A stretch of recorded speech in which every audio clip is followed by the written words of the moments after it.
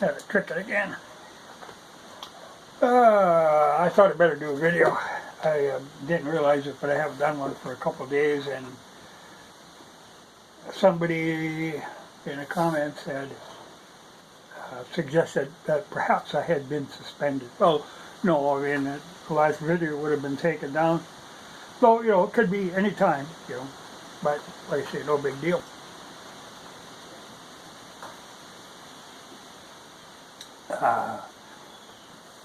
Okay, I've been busy just working on my projects, so I never got around to doing a video. I mean, I think about it sometimes, and I don't have that much enthusiasm. I mean, there's stuff I want to talk about, but I realize, people expect something now and again. And it's funny to talk about, but it doesn't really do any good. Pelosi was in Taiwan, which of course the Taiwanese people are really going to suffer for. I mean, right now they're the threat level has increased, and immediately, the whole deal with Taiwan. The whole reason this is important to us is because of their semiconductor industry. Well, the first thing China did was stop shipping the materials that they need to make their semiconductors. So that's going to cut way back on what's available, and they are going to be more expensive. And it was already in short supply, but a lot of the precious metals and like the quartz sand that they use to make them comes out of China. They've got a lot of that stuff. And Taiwan was buying it, and now they're gonna not allow them to anymore. So that's going to hurt that industry. But they, as far as invading, they could do it anytime they want, but they don't really have to. They can shut down Taiwan anytime they want, just economically, and like right now, they've got ships all around. There was nothing but harm come out of Pelosi going there. It has just stepped up the pressure. And when she landed at the airport, they don't like to show this, but there was a lot of people from Taiwan that were protesting her being there. Of course, they make it look like, oh, they welcomed her, but regular people know there's no good going to come of this. So there were signs, Americans go home,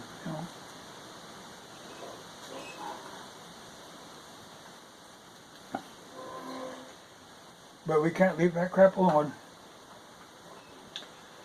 And I mentioned in the comments, somebody was saying, I had heard that this escapade up to that point had cost $90 million. Because what we moved 3 carriers plus a whole bunch of other ships. She was escorted by 6 fighter planes and 3 tankers to keep refueling these fighters. That stuff adds up. When they're talking about your carbon footprint, I mean, that was a huge amount of pollution just so she could go over there and flap her gums for a while. And now she's going to go to Korea and get on the border there and skulk around for a while. And North Korea's been getting a little antsy anyway, then you got her poking in there. No good will come of that.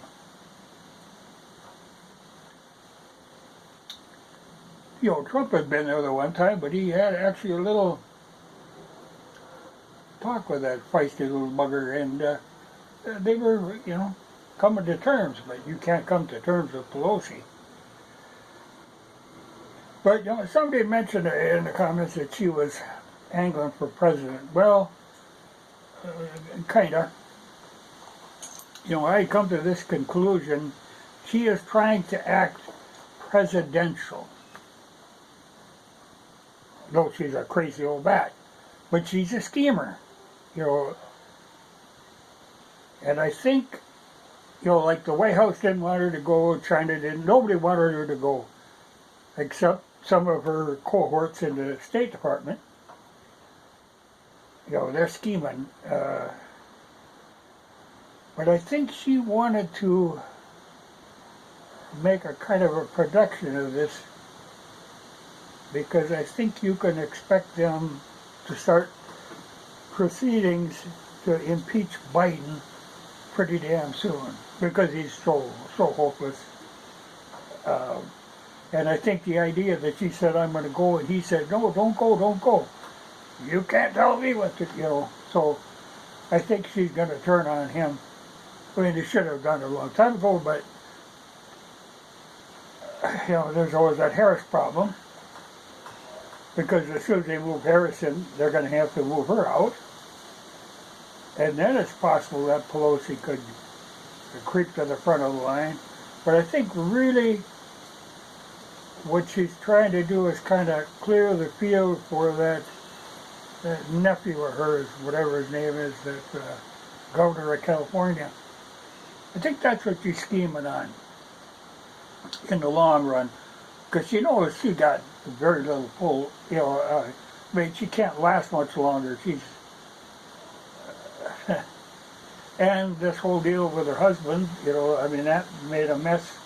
And as more comes out about that, you know, it's funny.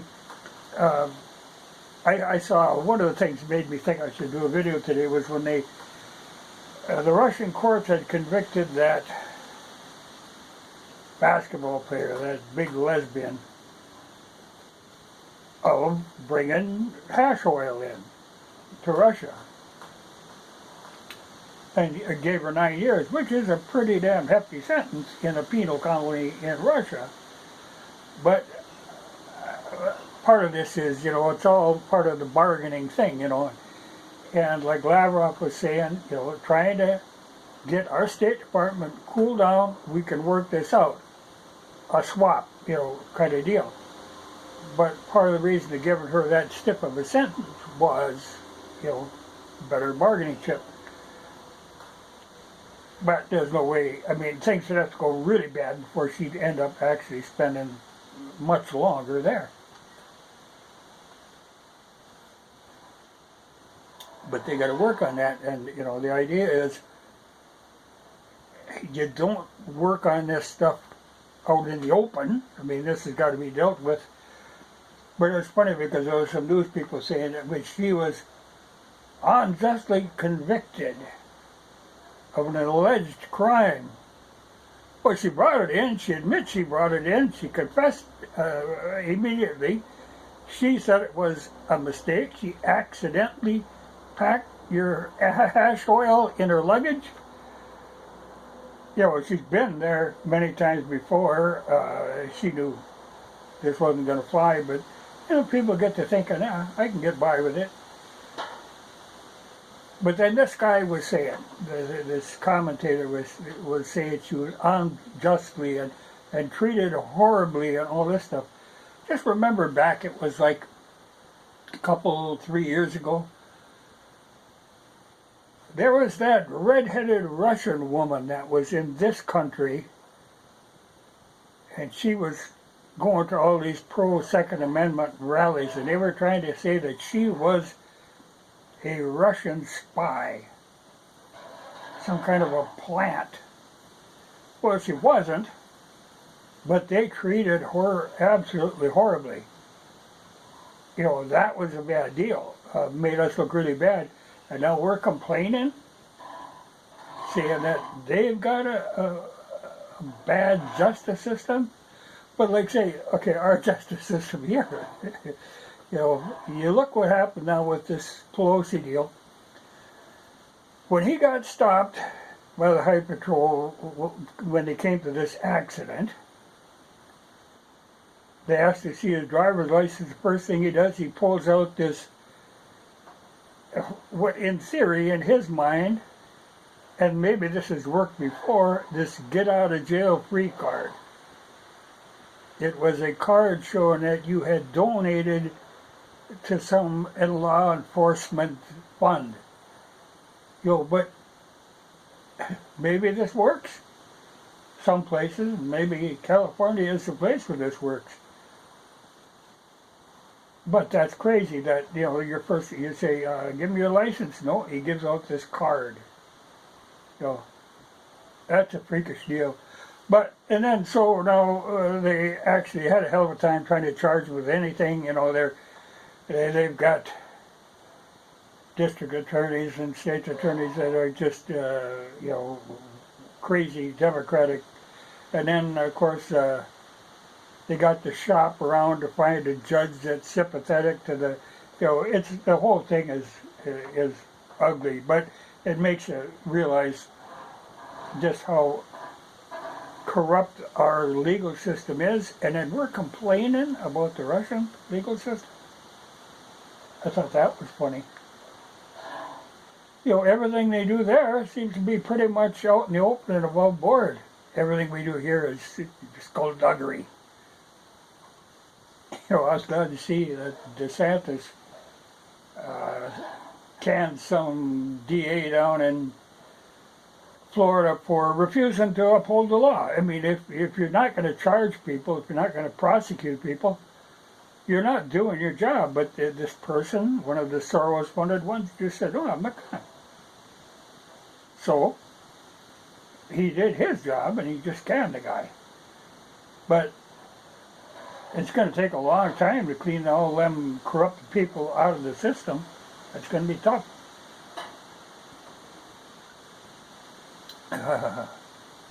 We got a resupply today. I had to get some oil for the tractor. Now, the tractor ain't particularly fussy, but I've been running this particular oil in it, this Delavac 1300. I used to run that in the road grader all the time. We run that in the road grader we got now. But it's a good diesel oil, and it used to be Fleet Farm would carry it, and it would be on sale like every other week. You'd get a flyer that it was, like a $25 rebate on a 5-gallon bucket. So the crap was cheap. Well, I haven't seen that rebate for a long time. And now it's getting hard to find. Now, it's a mobile oil. I don't know why it should be that difficult. I see all kinds of other diesel oils, but it's a synthetic blend, and I don't know. I don't know why that's such a difficult thing now, because I went to 2 places and they don't have it, said they can't even get it. I ended up going to a Walmart because I had seen it in Walmart before, and I thought, well, maybe. And by God, they had it. I guess the only reason it was still there was because it was up on the shelf, way high shelf. There was a shelf where it said you got to get help to get it down. Well, I managed to get it down without help, but I think that discouraged a few people having to get help, so it was still there. So I got some oil. And as long as here, I got a few other things I was going to show them. But I have a lot of, even here's a bunch of stuff for Yamaha 500s, these seals and O-rings and all this stuff. And I would actually like to sort it out into bins, since that's basically what I deal with, these big singles. So I got some bins that I think I can actually sort it out and get the right Yamaha part number on it, so that I can keep kind of an inventory, because it's always a bugger when you're putting something together and all of a sudden you realize God, I'm missing one seal, or I try to keep enough of that stuff at hand, but some stuff you go through. So I'll try to sort that out so I can keep an inventory.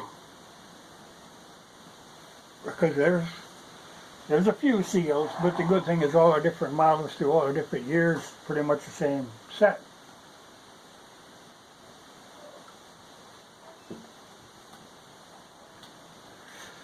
Yeah, this is not the engine that was sitting here before. Oh, like say here. There's a whole pile of exhaust gaskets. Well, okay, that'll be good. I can put them in one of them bins, put the part number on them, then I'll know where it is. Otherwise, I always don't, I had a bag of something, well, where did it go? If I can keep all of them in one spot, that'll make it a lot handier. So I got a couple of them parts bins, or boxes. This is a different motor than what I was working on before. This is an old TT 500 motor. I had bought these cases, and they're actually good cases, and one thing that's commonly broken on these is this there's a little stud here that holds the back of the sprocket cover. That is often, a lot of times people will break a chain and snap that off. This one is still here. And I do have a set of flywheels. That is for this, and I've got a whole bunch of gears and bearings and whatnot. So I think I can assemble another motor. I probably won't make it a complete motor. I'll make it I won't put the ignition module in because that's depending on if you put it in an SR or a XT, it's a different, and the TT is a different one, the charging coil and stuff, so I'll leave that off for now. That way I can swap this motor into anything I should need it to be in. But very good set of cases. But that was back at a time when you could buy this stuff fairly cheap online. I was in the habit of buying up, so I got a lot of parts. And I'm trying to sort out a cam. I'm putting the original XT motor together. And I do have a motor in the XT frame now that I could take the cam out of that, but I'm kind of low on camshafts, though I do have this cam, which I just glass beaded, and I'm just polishing up to see what kind of, but it looks to be a good cam, and that can go in an XT. I do have this cam, but this is a really hot cam, and I don't know that I want to run this in the XT. I want to build a separate motor to run this cam, because you got to have cut reliefs for the valves and stuff, because it's very high lift. It's a track cam, and it's got quite a power band to it.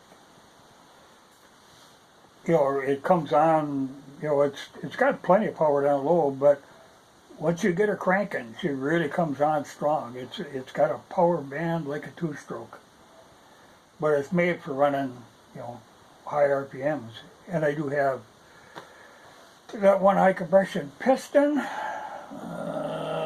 This Weisco sitting here. There would be, it's a 10-to-1 piston. So I think I'm going to put together, well, I could do that in this case, actually, that would work. Put together a hot motor. Not for using on the street, technically, but a motor that I could easily swap into any machine that I want to. As a backup motor, I have that one stock backup motor, but I wouldn't mind having a hot backup motor. So I think I'll do that. I think I got everything I needed to put that together. But just time.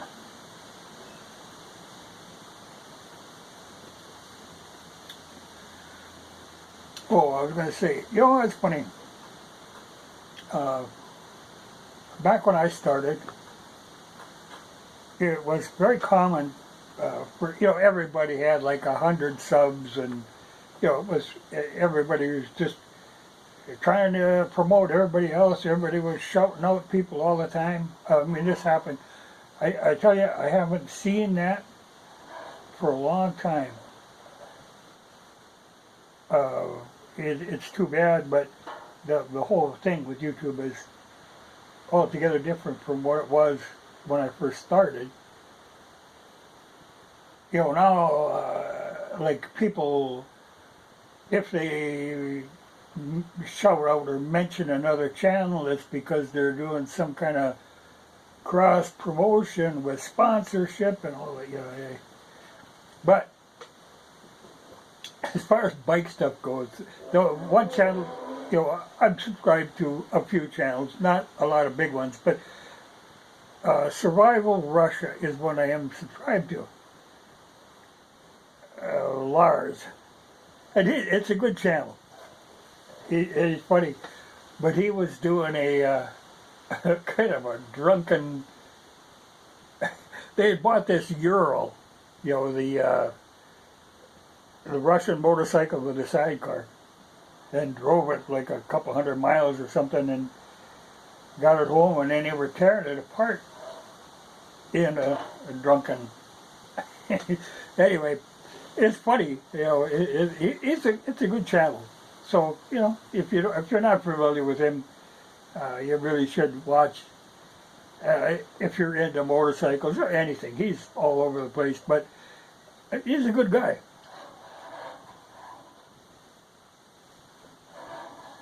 But I can just picture a bunch of drunk Russians tearing into a Ural. But interesting bikes. I knew a guy who had a couple of them.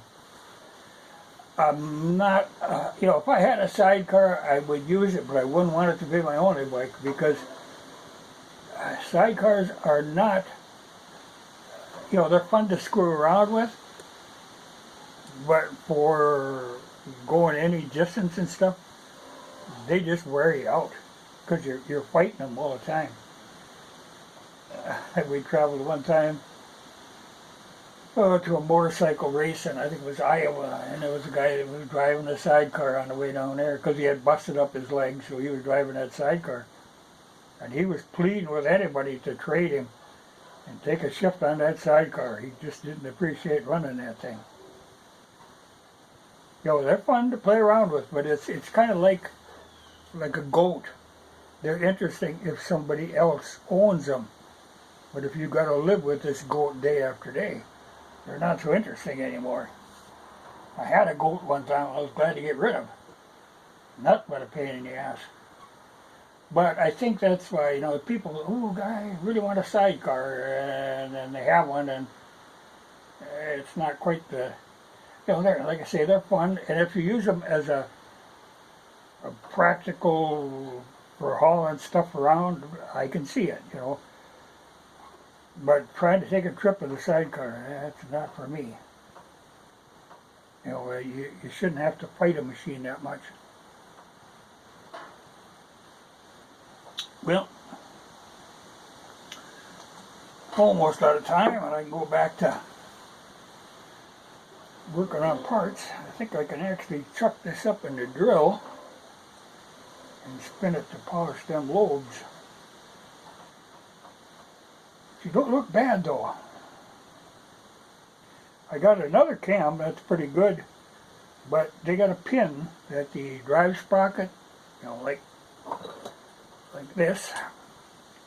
There's a pin that goes into that, and I have a good cam that somehow somebody sheared that pin off.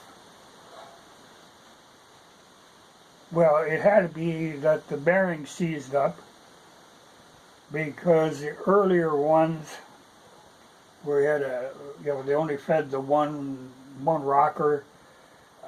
They were starved of oil on the top end, and you could seize the bearings up. Bearing seized up, and it's gonna strip that out. But I can't figure out how to get that out of there.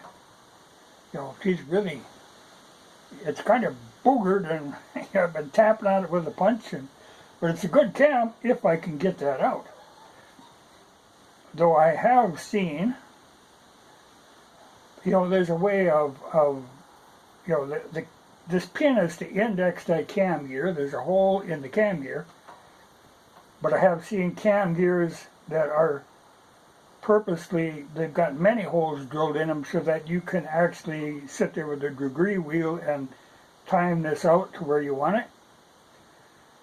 So it would be possible to actually drill another hole in the cam gear and drill another hole in the shaft. I believe they even make an offset pin for adjusting where the cam actually starts to lift, and so I ain't gonna give up on that cam. But it's a little aggravating. And the problem is, like it used to be, you could buy this stuff pretty cheap. I'm sure when I bought this is a D cam, that's a C cam. When I bought this, the cam brand new for an aftermarket high-end cam was maybe like $80. Now a used cam is over $100. And like I say, you got to watch. If it was running one of the early ones that didn't get enough oil, they can be kind of burnt up. Or they can be, it wasn't uncommon for them to be reground. They can be reprofiled. So you don't know for sure what you're getting on a used cam. Though this one looks to be in good shape, except for that. She just needs a little polishing. But you can polish them. Like I say, you can actually get them reground. But this one, I don't even know if you can find an aftermarket hot cam anymore, and I'm afraid what it would cost you. Well, I'm sure you can still get them because they still do race, like TT racing. Those 500s are still big in the flat track.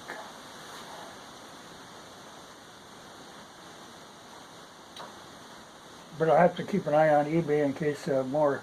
Like I like to buy up parts lots where somebody, either like a lot of times it would be from a dealer that's closing, and you can buy a box full of assorted parts. I've got several of them, which is where I end up with weird springs and stuff that are always handy to have. You can get them pretty cheap when they're doing that. Or where somebody is scrapping out a motor, or like they took a motor apart and sold the cases, and now they're selling the rest of the guts separately, or like the heads separately, though heads can get pretty spendy too, but luckily I got a few of them hanging around. But that stuff is getting harder to find, or you pay for it. Well, that's it. 29 minutes and 13 seconds. She'll shut down any minute. But I'm not suspended as far as I know. I mean, that's what somebody was concerned about. I just, I got things to do. And like I say, talking about this crap doesn't gain you much. They ain't listening to me. So they're going to do what they're going to do. But it's always interesting to see what people like Pelosi are scheming. But I think you're going to see Biden. But the funny part, I think they're gonna get Biden out of there pretty damn soon. But the funny part is, they're really not priming Harris. I have seen very little of her lately. Of course, every time you see something of her, she's making a fool of herself anyway, so what the hell. But I would love to be able to see into Pelosi's mind, but I am not that loony. Very hard to read her.